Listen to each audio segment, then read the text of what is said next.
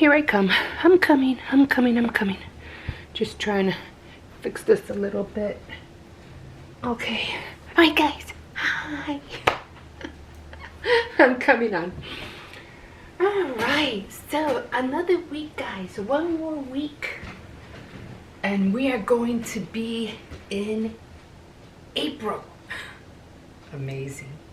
This, I don't know about you, but I feel like when it came to this year's winter, other than just a little bit of not even, I don't even think altogether, maybe 4 inches of snow, because the two storms that we had were like very minimal. So I think we had a very mild winter this year. Thank God. Thank God. Anyway, hello again. My name is Emma, and welcome to Tea Time Tuesday. Okay, so let's get on with this, guys, because yeah, time's flying. It's flying. Okay, so I am drinking, and this is the last one of this one.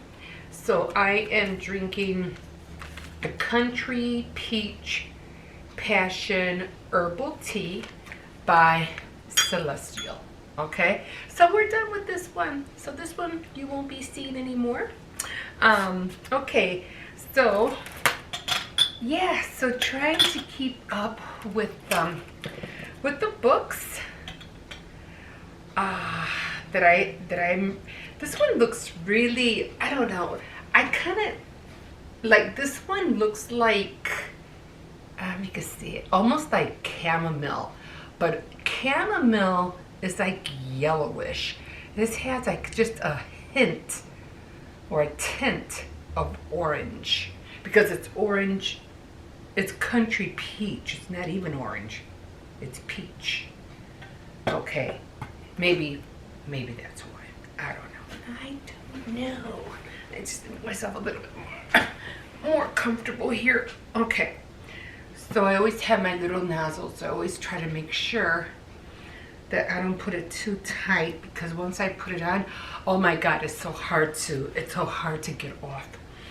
Okay, so I got my little cubes, my little sugar cubes. I didn't put that much sugar. I have been using a lot of sugar this week, only because I had made rice pudding, and I like the way I make my rice pudding. Okay, I mean there's some at the stores, or tapioca. My mom liked tapioca a lot, but I was never able to get into it. I mean, I did once in a while, because I did have that kind of like vanilla flavor, but yeah, I couldn't really, you know, if there was nothing else to eat on the earth and I had to eat it, I would, you know. You have no choice, right? I know green and purple doesn't go right, I know, because I have purple socks on, but the only green socks I had are already in the laundry, and St. Patrick's Day, I'm not wearing anything with that, so it's like weird combination. Yeah, green, purple, red, like what the hell. But hopefully I'm gonna see if I could try to find some I'm always wearing these weird socks. I always have like different types on it, pandas, pink dots, sloths with glitter and brown. And then of course my Christmas socks. I have a variety of different socks that I use.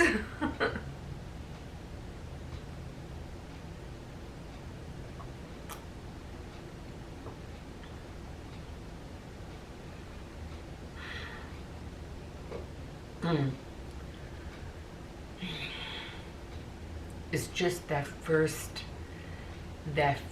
taste is just so soothing. It's not like coffee. Coffee can be harsh. For me, coffee in the morning, which I do drink, coffee in the morning is more like, for me, like a wake-up call. Like, you have your first, taste of coffee. Now it's time for you to get running. But when it comes to tea, it's more like, now you can relax for a few minutes and no rushing at all right now. We're just gonna, take it easy. I could fall asleep right now, but I won't. But anyway,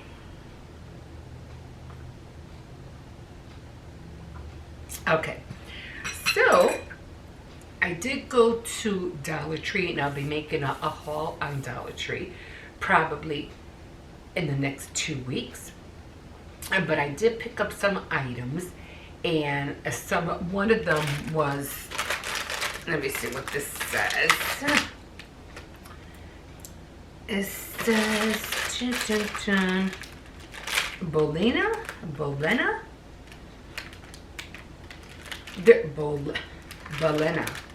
Maybe Bolena. Anyway, it's these like this, and they have a lot of cookies, and I noticed that, but I wanted to get something that was sweet, but the ones that I was looking for, they didn't have.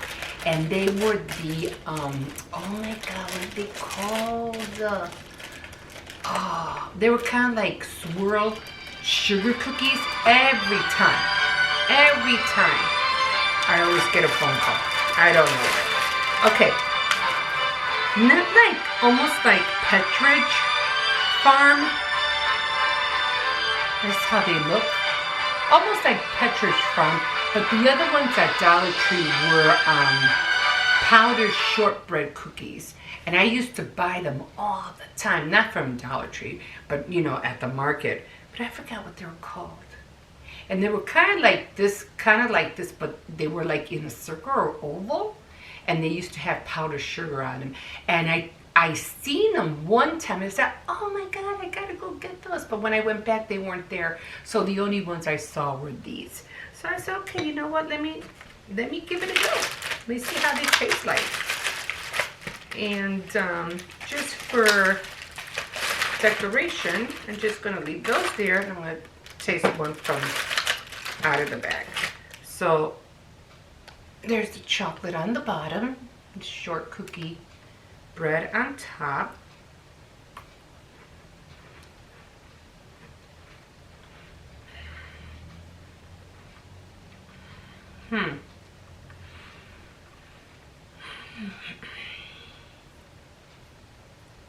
Kind of powdery. Like you could see the cookie on top. I don't know if you could tell. But you could tell where, when they drop the cookie and when they pick it up, you could see where it comes off, which I'm not too happy about that. I don't know. Maybe I will buy a package of Pepperidge Farm and take a look at it, but it shouldn't have that dent in the cookie, or that pulling away from the machine, I think it is, because you know how they drop. I'm pretty sure it's on the belt, and everything gets dropped and then pulled up, and it has it on all of them. I mean,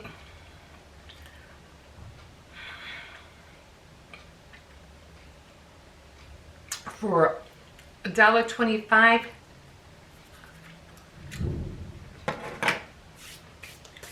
I should have bought a napkin. Keep forgetting to do that. I have like a coconut taste to it, a nutty coconut taste, but very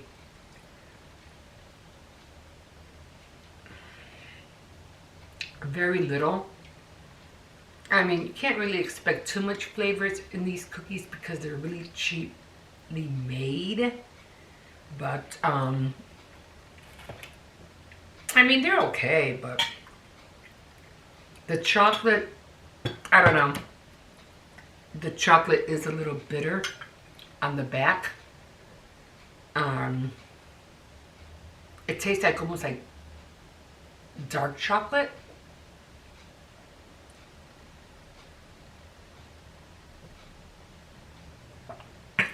I don't think I'd buy these again. No. Probably giving them to the kids, see if they like them. Yeah, only one did me. No, not a fan. I mean, but again, you know, if you want to take them for the kids for a snack, these probably won't be a bad idea. Probably be just for them, for something to try, because I don't think the kids will like them neither. But yeah, if you're, you know, really, really hungry, I guess, you know, you'll eat anything. But as far as the flavor goes, it's not really there. Okay, so put that away, and let's get on these books, because as you know, I am still reading Exile for Dreamers. Now, at first, I didn't really care for these books, but because they were from Dollar Tree, and you know, I said, well, let me give them a go. What can I expect for $1.25? I know they're not going to be awesome, great, and you know, like I'm going to be crying after I read one, or laughing my head off after I read another one. You know, because sometimes for those books you have to pay a good penny. I mean, you're paying for the author's, what do you call it?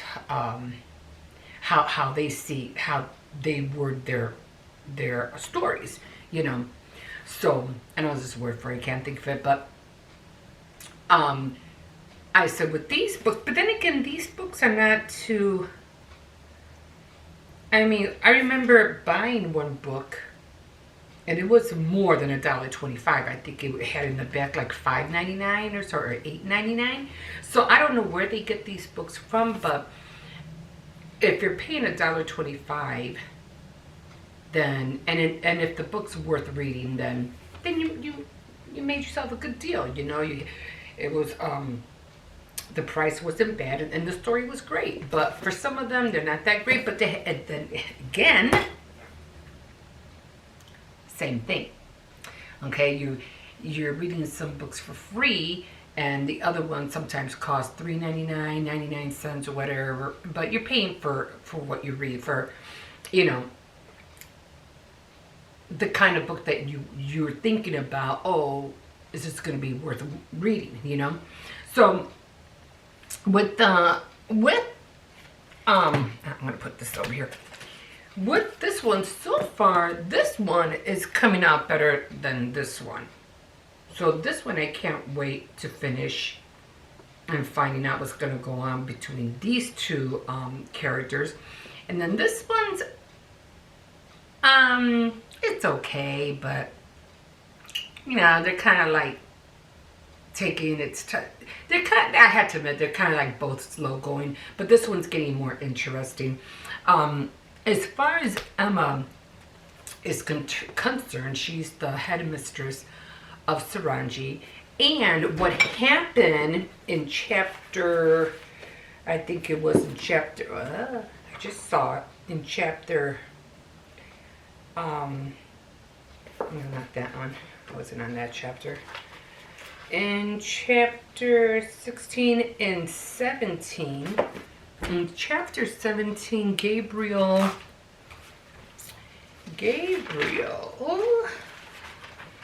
Okay, so this girl has this thing about she sees a vision, she has dreams, and she got that ever since she was a little girl, and she ended up hurting her uncle because of the horse that she had, and the horse threw him off, and he found his head, and supposedly he was dead, but he wasn't dead. And then there's another person also that they think is not alive, but he's alive as well. But in chapter 17, it was about the Inquisition, when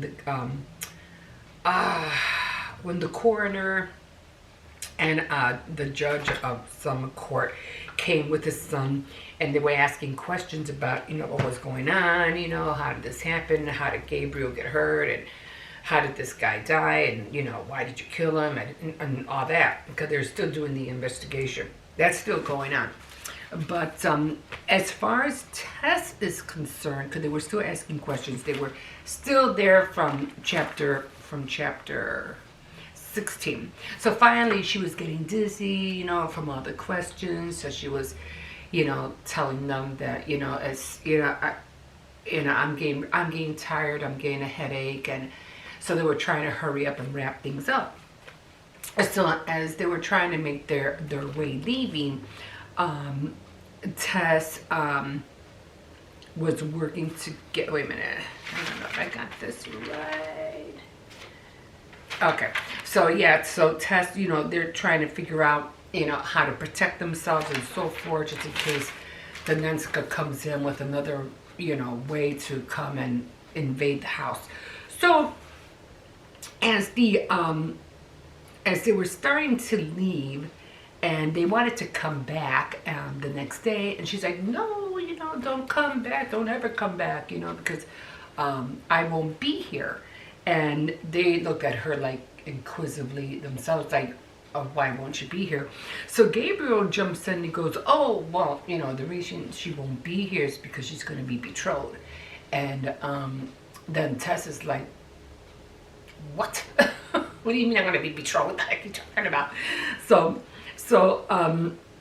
then they get congratulated, and the judge's son, he's like, oh, congratulations. She's like, no, wait a minute. I'm not being betrothed. I'm not getting married. But, like, who said I'm getting married? And then the headmistress, she was like, like, what's going on? Why is he saying that these guys are getting married? Is this true? Is it not true? So she's giving her the eye, like what's going on? So the reason why Gabriel said that was because he was trying to save her, from letting the judge and the son know that she's leaving, because the things that, she bottom line, she just couldn't afford her tuition to stay there, so she was going to go back with her aunt. But then after they left, she was like, why did you say that? Why did you say, that we were going to get married? And because, well, he said, oh, because you're the one that said that. And she's like, I never said that. But I guess she must have had implied it, and that's why he threw it out there. But then he said that, I guess the letter from the aunt was more like, it was more like she had to take her back because she made a promise to her mother that if anything would have happened, to the mother, that she would take care of her, and not that she really wanted to, but it was more like a promise that she made, and that's why she was taking her back, and they couldn't afford her tuition anymore. But then Gabriel said, well, that's the reason why, if anything goes wrong, and if you want to stay here as my fiance, I'll pay for all the fees and the tuitions and everything else. But then Miss Strange said, well, you don't have to do that, because, we'll find a way, for her to stay, which was more on Emma Strange, the headmistress, was more for a reason to keep her, not that she really, really wanted her to stay. Now, she had been there for 4 years already, but the reason behind Emma was because she wanted to continue having Tess have these dreams and these visions, so she could be like a foreteller, and she could continue to let Emma know what's going to happen in the future about everything that was going on with the war. So it's more like using Tess, like a spy kind of a thing. And Tess knew, she knew. So Tess was knew that, but at the same time, she was like, Emma said, well, is this true? Are you going to get married? She goes, no. But, and behind Emma's, Tess's head, she was like, it was crazy, it was madness. No, I'm not getting married. But she was mad, but at the same time, she was happy that Gabriel did kind of offer, to be with her. But because of everything that she's going through, she didn't want to commit to a relationship, knowing that, these dreams and visions would get in the way of the marriage, like it did with her mother. And then Emma, she goes, well, you never told me what happened to your mom. She goes, well, it's not something I want to get into. I go, well, I think you should, and then Tess also knew, okay, it's about time. You know, I let her know. What happened was that her mother went through the same thing. Her father had died, I think, about a few years before her mom, probably because he couldn't handle everything that her mother was going through, because she was going through the same thing with the visions and everything, the dreams. And one day her mom, she was 9 years old at the time. And what ended up having, I guess her mom had a breakdown. She couldn't take it no more. And she started running through the woods. And I guess she got to this ravine. How she fell, of course she did. And Emma, at 9 years old, was, you know, everybody was telling her, stay here, we'll look for her. Everybody was looking for her. It had been like 3 days, and she never showed up. So they all ended up at this ravine, and they saw her mother, you know, at the bottom of you know, a hill or mountain or whatever. And, or the, you know, I don't know how far down a ravine is, but she was down there, and she, of course, was dead. But, yeah, so she had lost, you know, both parents. But that's where it ends. Like I said, it is kind of slow going, but it was kind of cute that Gabriel did, like, just jumped in and said, oh, the reason she's not going to be here is because she's getting married. She's like, what? You're not getting married. Not to you, anyway. Anyway, even though she does like him. When it came to the Christmas town, dun dun dun, that one is kind of slow going too. I think Emma, she was trying to convince Patrick, which is Jack's grandfather, because, you know, they're doing this Christmas thing event, and they're doing all these things right around, getting this together, getting that together. You know how the holidays are. They can be excruciatingly like, you're running all over the place trying to get things together. So they didn't have a Santa, so they were trying to convince Patrick to be Santa. And Patrick was like, heck, no, ain't gonna be no Santa. Yeah, so Jack is trying to convince his grandfather to be Santa, and he might do it, but, you know, that's the only thing that was going on with that. But at the same time, you know, Patrick, the grandfather, knows how Jack feels about Emma, and he knows that they're getting on with each other and they like each other. Mark already went home, so I don't think he's no longer in the picture unless he pops in again later. I don't know. But because of Dylan and the daughter, I forgot her daughter's name. Because of family unity and stuff like that, you know, he does like the kids and everything like that, but, you know, I think Jack did ask, you know, his grandfather, I mean, how did you know, that grandma was the right person for you and stuff like that? And he goes, oh, I bought her daisies. And he's like, you bought her daisies? He's like, what does that mean? He goes, well, well, I hope the daisies weren't, I hope he just didn't get them off the ground and gave them to her. You know, I hope he bought them at a shop.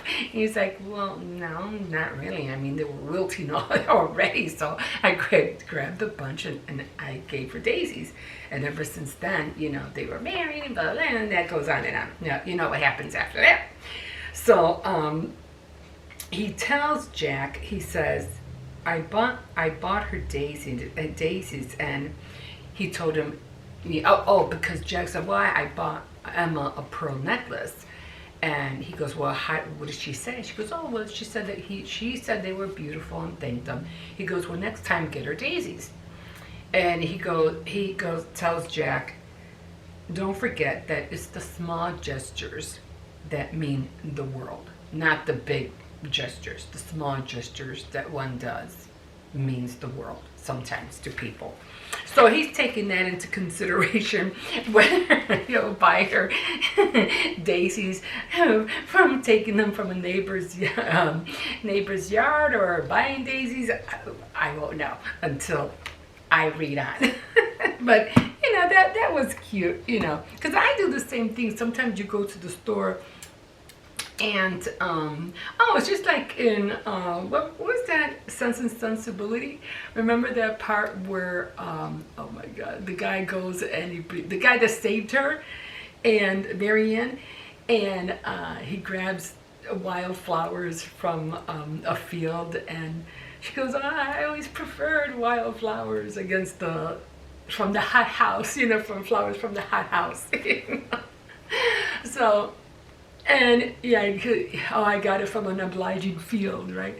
And I usually, and during the summer, I would walk through a park, not a park, a railroad track. You know, they have a lot of, you know, growing weeds and stuff like that. And somebody was constantly planting flowers, I guess throughout the years. And the same flowers that I would buy at the market were on that track. And when I would go to the market, I would pay like $5 a bushel. And I was like, why am I paying $5 a bushel for the same flowers that are on this track? So every summer, when I would see, you know, the crop grow, I would just grab a whole bunch of them and save myself $5, and it would be the same flower, guys, the same flower. So every now and then I go and I take my scissors with me. I just have to like come back from shopping, I'd be snip, snip, snip, snip, and I got a good array of a little, you know, bunch of different flowers, colorful ones, and for free. Hey, you know, I'm not gonna have no qualms about, you know, who planted them, who didn't. They were there, and you know, nobody said nothing, so I'm going for it. So that was fun doing that. So yeah, if you ever see any wildflowers, you know, get them. I mean, I have to admit, they didn't last as long, because sometimes the flowers that you get would have like, you know, food attached to them, you know, that tiny little bag. But because they're out in the field, their survival time is a lot more or less. So I don't think they have all the nutritional values that they would have being home. I mean, like grown in a hot house, you know. But you know, they would last. They would last about a good 2-3 days. The ones from the store would last a little bit, maybe two days more, but not really much of a difference. But okay, guys. So that's it for today. Yeah, passing. I'm gonna pass on those cookies. I'm gonna see if I can find.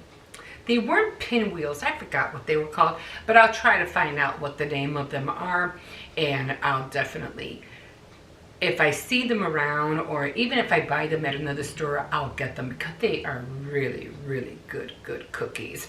Okay, guys, so that's it for today. And like a fish in the sea, so glad you caught me, and I will catch you.